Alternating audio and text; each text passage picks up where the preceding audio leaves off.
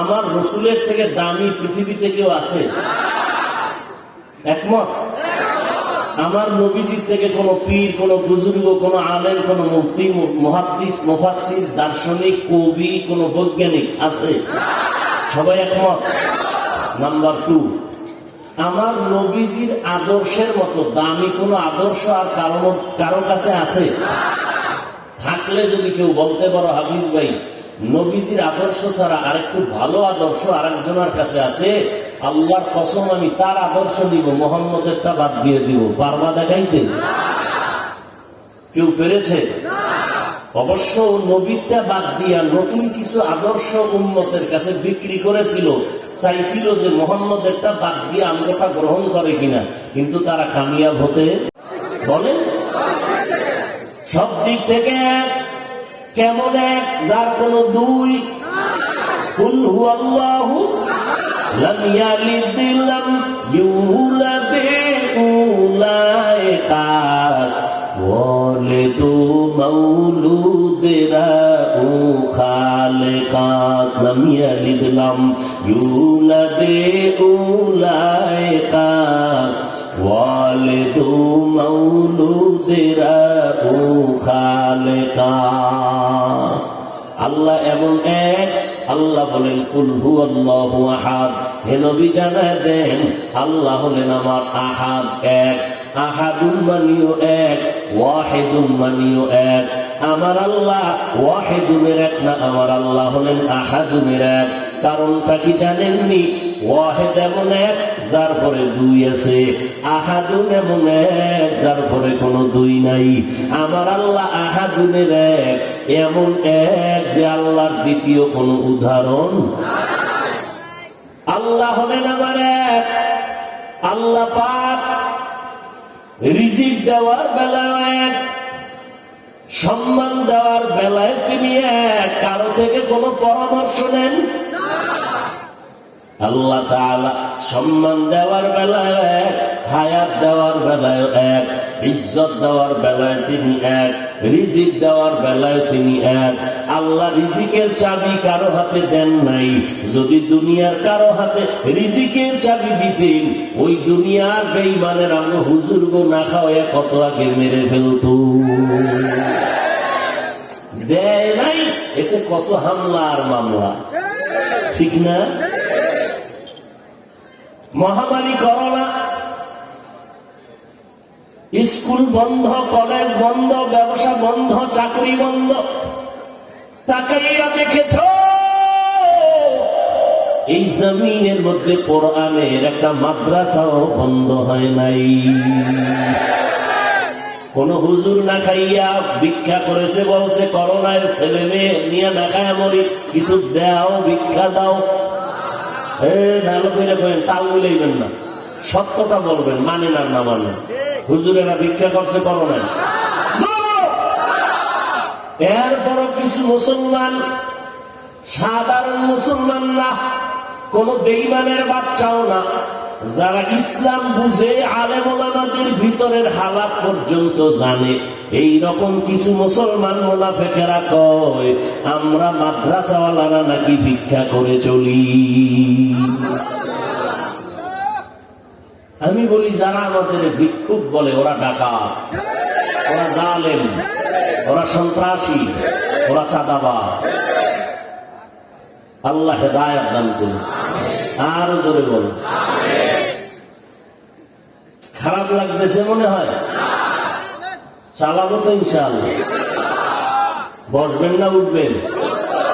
যদি দেখেন মোনাজাতটা ফট করে দিছি, তো কেউ উঠে যায় আমার ইশারা দিচ্ছে যে হুজুর এবার মোনাজাত দেন। আল্লাহ সবাইকে কবুল করেন। কি আমল করছেন, খুব নিজের বড় মনে করতেছেন। আচ্ছা, যারা টুপি নাই, দাড়ি নাই, নামাজ নাই, এই সাইড বাদ। যাদের দাড়ি টুপি আছে, নামাজ আছে, আপনাদের বলি, আপনারা যে এত আমল করেন, কবুলের কোনো গ্যারান্টি পাইছেন? স্বপ্নেও না। কি আমল করেন? পিসাবেরাও কোনো গ্যারান্টি দেয় নাই। এটা একটা কথা হইল। আমলের গ্যারান্টি পান না, এতেই যেই ভাব যদি স্বপ্ন যোগে পাইয়া লাইতেন যে হ্যাঁ আমার শয়তানে দিয়েছে আমি জান্নাত পামুই, তা তো উভয় আছে। পাঁচক্য নামাজি বেনামাজি দেখলেই সি সি সি, অথচই নামাজি সন্তানের সুদের টাকা খাইয়াছে দাদা আছে না নাই? আমি মাঝে মাঝে বলি কি পিসাবের মুড়িদার তাবলিগওয়ালা আর হাজি সাহেব, আপনার ইমানের পার্সেন্ট কত টের পাওয়া যায় মাইয়া বলার বিয়ার সময়। সমস্যা কোন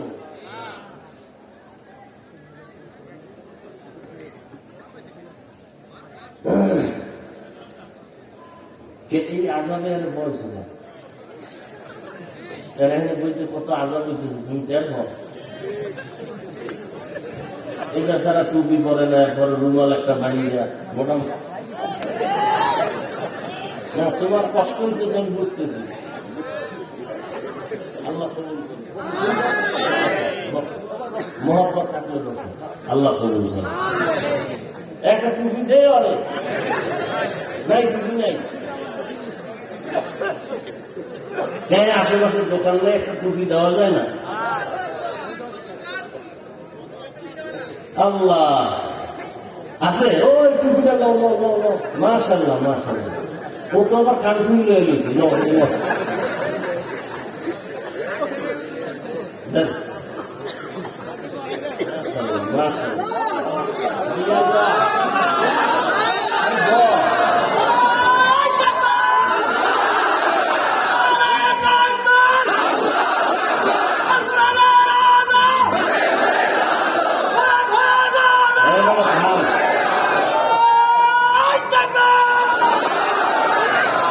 আল্লাহ আমার যুবকদের কবুল করে।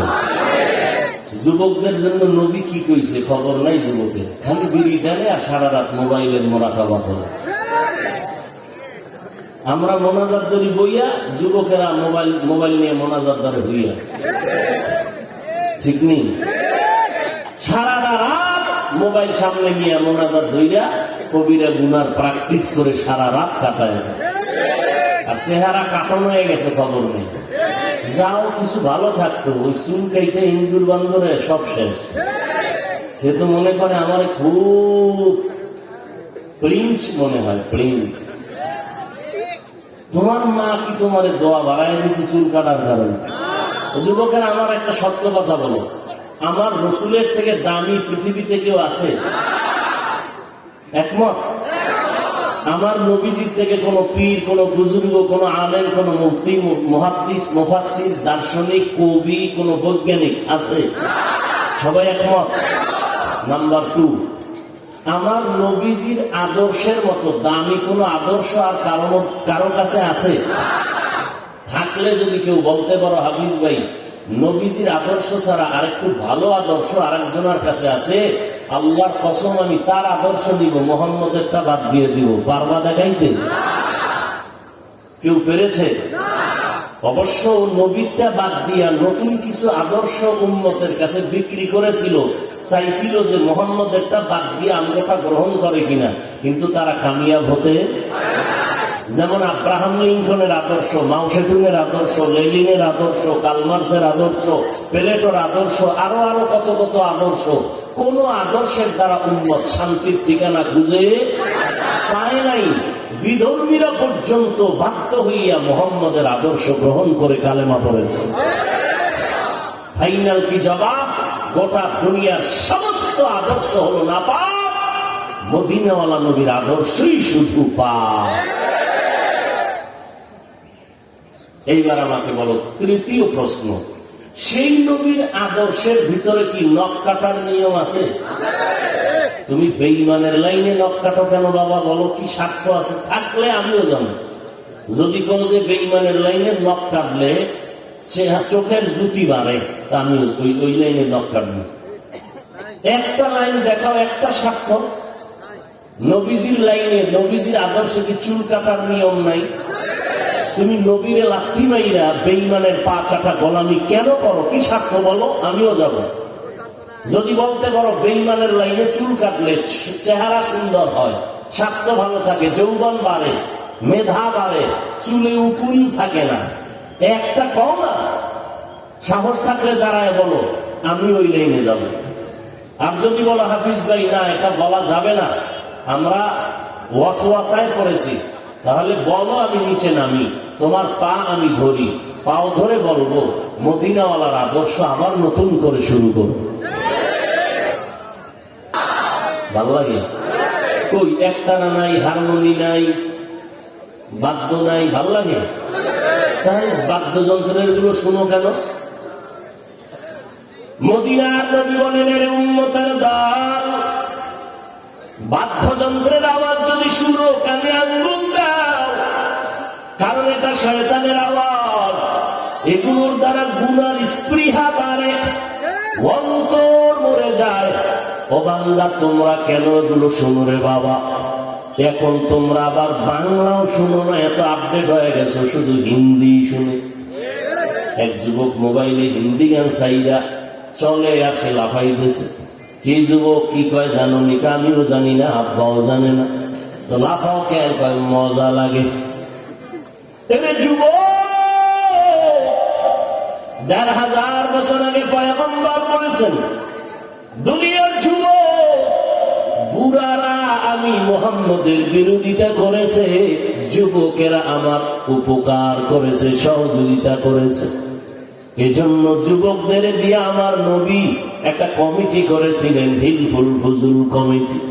ও যুবকের দল, আজকে মনে মনে তুমি ভাবতেছো মনে হয় যেন আমি আটকাইয়া তঙ্গ বুঝি আবার দিনের লাইনে ঢুকাইয়া দিব।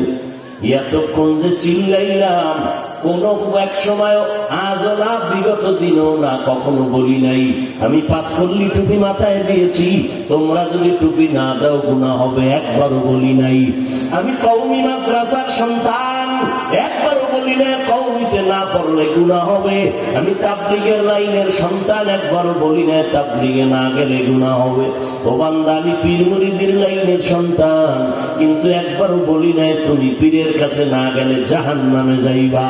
শুধু এতটুকু নয়, আমি তোমাকে আল্লাহ পাওয়ার জন্য এই কথা বলি নাই স্কুল বন্ধ করে দাও, কলেজ বন্ধ করে মাদ্রাসায় চলে আসো, আঙ্গমত হুজুর হয়ে যাও, একবারও বলি নাই। বরং স্কুলে যারা পড়ো আমি কলিজে দিয়া দোয়া করে গেলাম, ওই লেখাপড়ার সীমানা ছাড়বা না। কলেজে যারা পড়ো পড়ো, ডাক্তার হও, আল্লাহর শুকর। আমগো মাদ্রাসা আইসা তোমার মাওলানা হওয়ার কোনো প্রয়োজন নাই। আমার মাদ্রাসাগুলোতে যেই পরিমাণ মাওলানা বেড়ে গেছে, আর তোমার স্কুলের ছাত্রই না মাওলানা বানানোর প্রয়োজন হবে না। বরং স্কুল কলেজে পড়ে তুমি ডাক্তার হও, কারণ আমার সোনার বাংলাদেশে ডাক্তারের বড় অভাব, ইঞ্জিনিয়ারের বড় অভাব, বড় প্রফেসরের বড় অভাব। এমন এমবিবিএস ডাক্তার চাই না যে এমবিবিএস ডাক্তার হইয়া বলে আল্লাহ নারীদের উপরে পর্দার আয়াত এককভাবে চাপায় দিছে, আল্লাহ বড় জালেম। এমন এমবিবিএস ডাক্তারের নাম তাসলিমা নাসরিন। এইরকম ডাক্তার চাই না। যদি ডাক্তার হও আদর্শ ডাক্তার হইও। যদি প্রফেসর হও ঢাকা কলেজের প্রফেসর আহমদ শরীফের মতো প্রফেসর আমরা চাই না, যে আহমদ শরীফ ক্লাসে দুইটা কয় আমি আহমদ শরীফ আজকে তোদের জন্য সুসংবাদ দিলাম, মক্কা শরীফ, মদিনা শরীফ, হাদিস শরীফ, কোরআন শরীফ লাগবে না, আমি আহমদ শরীফ যথেষ্ট। আর ছেলেদের মরার আগে বলে গেল আমারে তোরা কবর দিবি না, আমি কবরের আযাব গজব বিশ্বাস করি না। ঠিকই আহমদ শরীফ মরার পরে কবর দেওয়া হয় নাই, হসপিটালে দেহ দান করে দেওয়া হয়েছে। এমন প্রফেসর চাই না। এমন এক ডাক্তার হও তোমার ডাক্তারি আদর্শের কথায় যেন কলিজা ঠান্ডা হয়। তুমি এমন প্রফেসর হও তোমার আদর্শে যেন অন্ধকার দূর হইয়া যায়। এর যুবক, গোটা দুনিয়া তোমার দিয়ে তাকাইয়াছে, তোমার থেকে আলো নিবে। তুমি শিক্ষার জ্ঞান ছড়াইবা, তোমার শিক্ষার জ্ঞানের আলোতে সব সমাজের অন্ধকার দূর হবে। হবে নেশাগ্রস্তরা নেশা ছেড়ে দিবে তোমার আদর্শের কারণে, কিন্তু তোমার আদর্শ এত দুর্বল, যদি এই দুর্বলতা কাটতে না পারো ভবিষ্যৎ অন্ধকার হয়ে যাবে। এজন্য শুধু তুমি যে দায়িত্ব না, তোমার আব্বা তোমার আম্মাকেও বলতে চাইও, আব্বা আম্মারা সন্তানটাকে আদর্শ ডাক্তার বানাবেন, সন্তানটাকে আদর্শ ইঞ্জিনিয়ার বানাবেন।